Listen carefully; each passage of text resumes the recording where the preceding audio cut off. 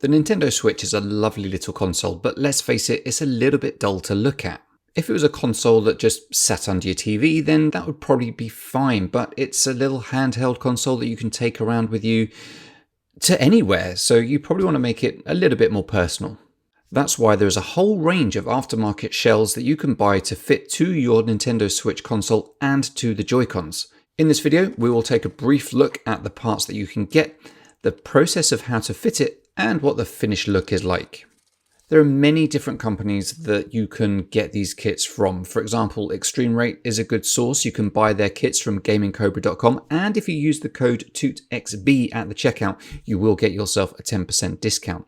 You can also buy these kits via Amazon using the ExtremeRate store. You can check out the description and the pinned comment, and you will find some affiliate links on how to get to some of these kits from ExtremeRate. Now, as I'm an older gamer, I decided to go for the Super Nintendo or the SNES shell just to recapture some of that magic of my youth from when I remember the first time I got a Super Nintendo and played the likes of Super Soccer, Super Mario World, F-Zero and games like that. I wanted to get that console cover because it's just so fitting. It's the Nintendo Switch, it's the Nintendo SNES. I thought, let's bring the two together. So I went for the Nintendo SNES shell for my Nintendo Switch. So 3 to 4 hours later, here it is, the Super Nintendo Switch. Now you'll notice a tiny bit of damage on the left Joy-Con. That's not actually a fault with the kit. That was my own fault. I used a screw that was just slightly too long. And I didn't realize it until it was too late. That aside though, the kit has a really good fit and is just as good, if not better than the OEM shell in my opinion. Now, sure enough, it was hard work. The parts are so small and fiddly. I did lose one spring in the process, but fortunately ExtremeRate do provide loads of spare parts. And I did also have to change out a couple of the screws in the console as well, because when I tried to take the screws out, the heads actually got bored away, so the screws just wouldn't work in them. Fortunately, I have a little tool that allows you to pop screws out when the head has become damaged, so I was lucky there.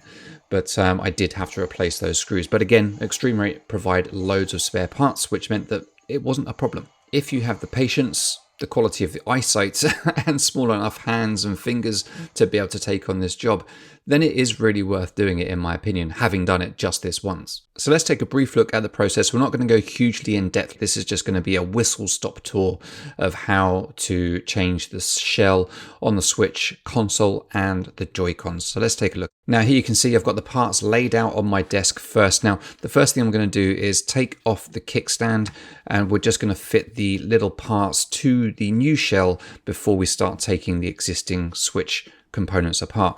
We've got these two little grills there that we just put over the back and the bottom inside, and that's going to replicate what's currently there on the Switch.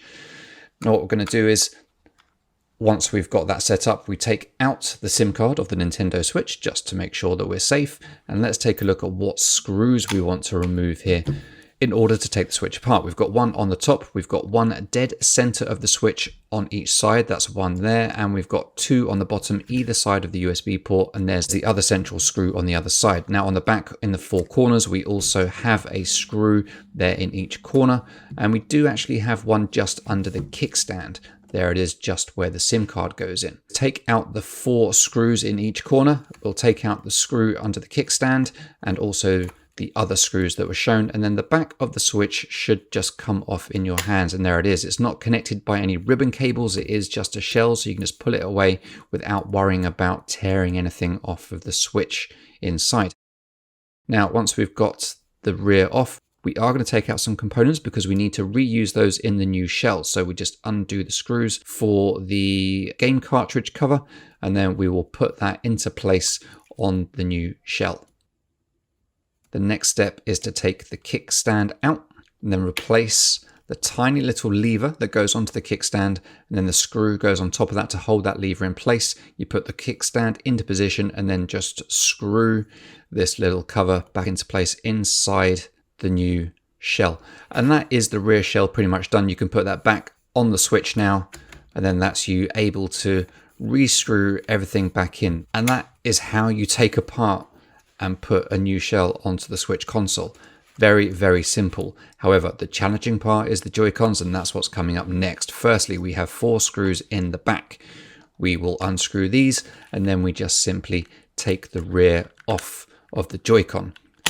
All good so far, not too difficult. We do have these two ribbon cables here. We need to take those off, and that's where the tweezers are going to come into play. First, we will take off the bottom one. Now, don't just pull these ribbon cables out. There's a tiny little latch on every ribbon cable. You just flip that back, and that will allow the ribbon cable to just pop free. So make sure you do that. Do not just pull the ribbon cable out. If you watch the ExtremeRate video, they don't actually pop those little catches first. They just pull them out. Not the way to do it. Make sure you pop the catch first, then take out the ribbon cable. Next, we can remove the battery, and that will just pop out of the case there. And that is held in with two wires. We're going to leave that connected. We've got 4 screws here underneath it and 1 screw down in the corner of the Joy-Con. We're going to undo all 5 of those screws and then take out that central unit, which, as you can see, is held in place with a tiny little ribbon cable. We're going to use our tweezers again just to undo these 2 ribbon cables connecting the central part. So that is the circuit board undone. The next thing we want to do is just undo this one single screw that holds the connector into the rear of the Joy-Con. We just take this one screw out and that connector comes apart, and we will connect that up to the new shell backing a little bit later. Now, as we take a look here, there are several screws on the circuit board. We're going to take out those screws and then just remove that ribbon cable from where it's connected into the shell. And with all those screws taken out, the rest of this circuit board just comes out nice and easily.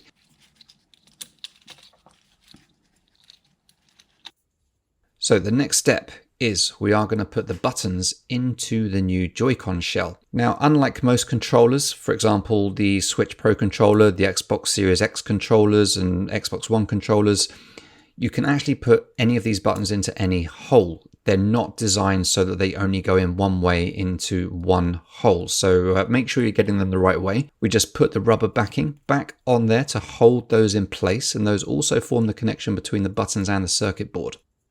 When we took the Joy-Con apart, the minus button fell out, so we just replace that, and then we will put the rubber backing onto there as well. And all of those buttons should have those rubber backings on. Without those, they ain't going to work, so make sure you get them back on there.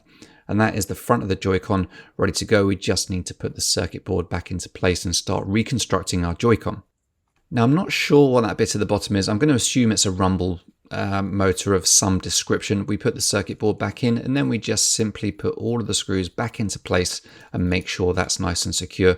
And basically, we just do what we did to take the Switch Joy-Con apart, right? We just do the same thing, but in reverse. Now, this is the left Joy-Con. The right Joy-Con is actually more complicated. There's an extra component in the right Joy-Con, and there's some slightly more complicated ribbon cables in the right Joy-Con. But once you've done the left one, you'll kind of have an idea of how it works, and you should be able to work it out. But again, the ExtremeRate full video will show you how to do it. So do go over there to watch that for the full details. Now, with all of the parts changed, we simply connect it all together and make sure that everything works.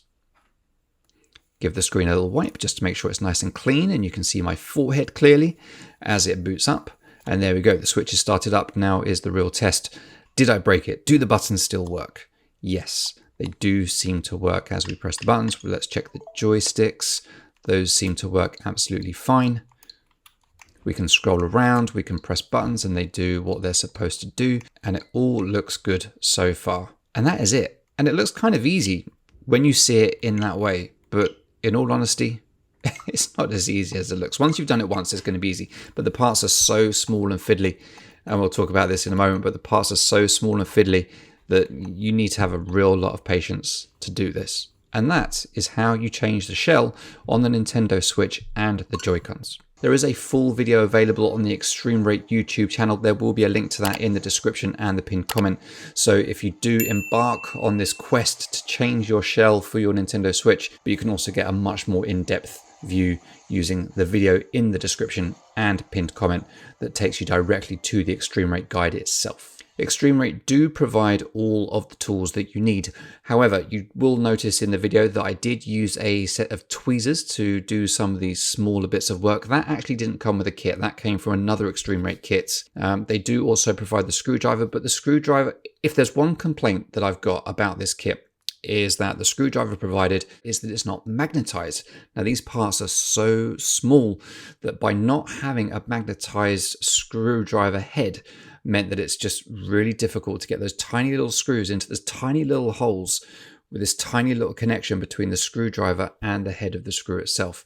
So ExtremeRate, if you are watching this, please, please, please try to pack in, please try to pack magnetized screwdrivers into these kits. It would make things so much easier. Kits like this are great value for money. They really, really are. It doesn't cost a lot and it makes such a difference to the console. Don't forget, you can get kits like this from gamingcobra.com. Use the code TootXB at the checkout and you'll get yourself a nice 10% discount. Alternatively, you can use the Amazon affiliate links in the description and pinned comment. No discounts there, but they will ship to you a little bit faster because it's Amazon. Yeah, that's just the way it is.